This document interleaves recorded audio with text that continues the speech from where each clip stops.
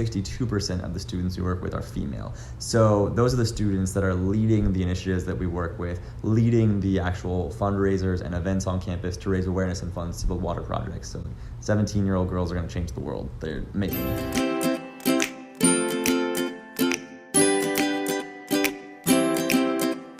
Hi, Seth. Thank you so much for sitting down with us today.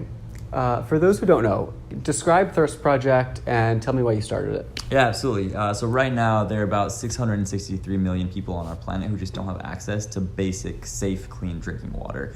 And besides being a big number, what it means in a practical way is that all around the world, typically women and kids will walk from their homes to whatever standing water sources are available. So often ponds, rivers, swamps, literally open sources that are shared with animals that'll drink and defecate in the same water sources that people drink from. And then drinking from these sources causes people to get really easily preventable waterborne diseases. So things like diarrhea or dysentery actually kill more kids every year than AIDS and malaria combined.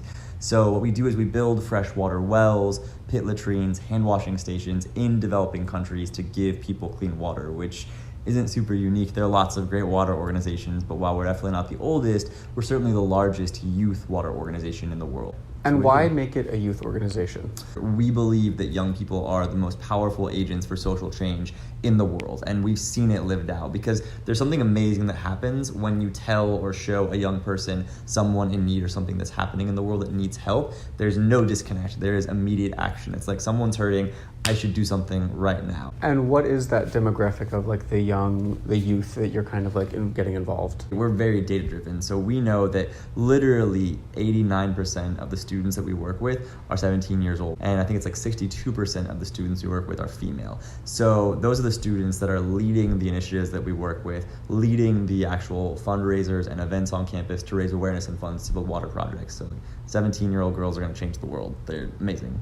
I think for people in our generation, so this kind of like mid to like late millennial, we are so involved in social media and our own like concentric circles that it's kind of hard to kind of think outside of that.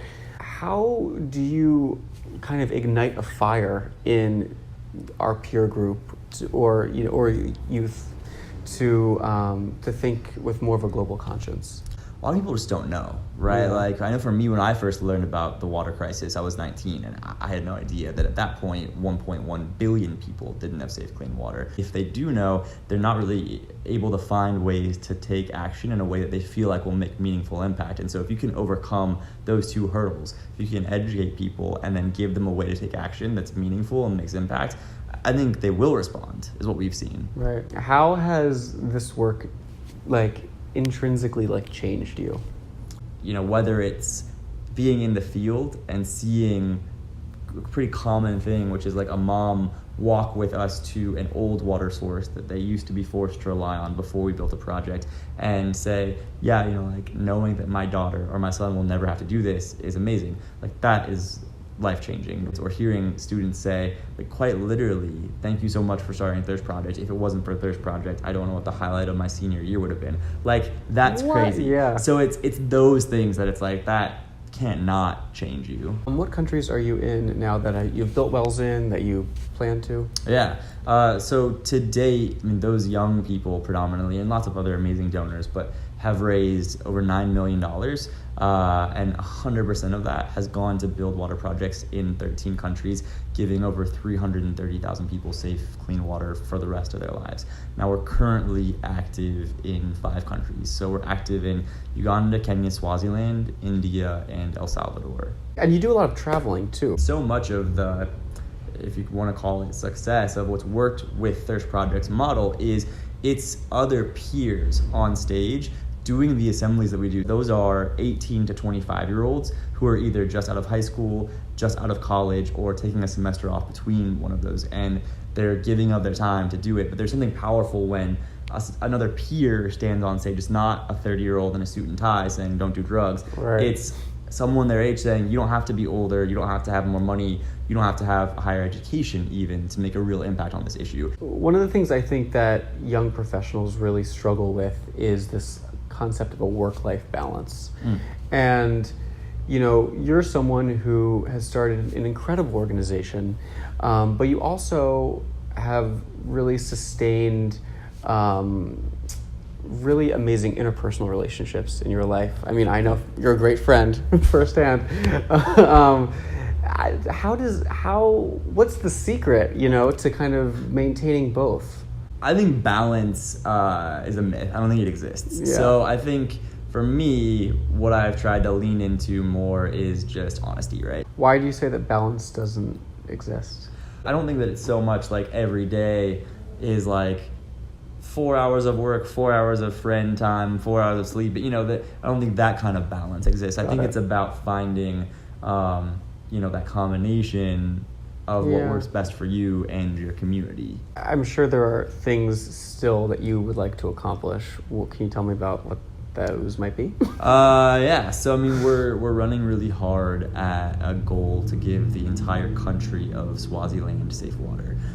Swaziland's a little tiny country right above South Africa. Internationally is best known for having the highest density HIV/AIDS population of any country in the world, and that's relevant to our work because even in rural communities, if people have access to medical treatment or antiretrovirals but still drink from contaminated water sources, people's immune systems are already so compromised. The diseases in the water people drink will then kill them faster than even their HIV will. So the ability to make a positive impact on two issues at once was sort of what drove us there. And then it's like, I don't know, personal goals. I have this like pipe dream that one day it'd be cool to work as Secretary of State.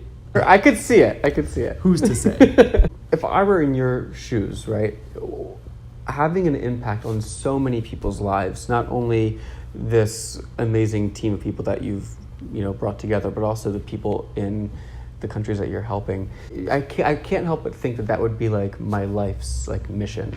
Do you agree with that? Do you feel like that? Like when you find your purpose, you just know it. And it was one of those things where it consumed my thoughts. I kind of couldn't not do something about it. To see the progress in the last 10 years. It used to be that 1.1 billion people didn't have safe water. Today it's 663 million. And knowing like this is so incredibly solvable, not just in our lifetime, in the next 15, maybe 20 years, like we will be the generation to push the water crisis into the history books.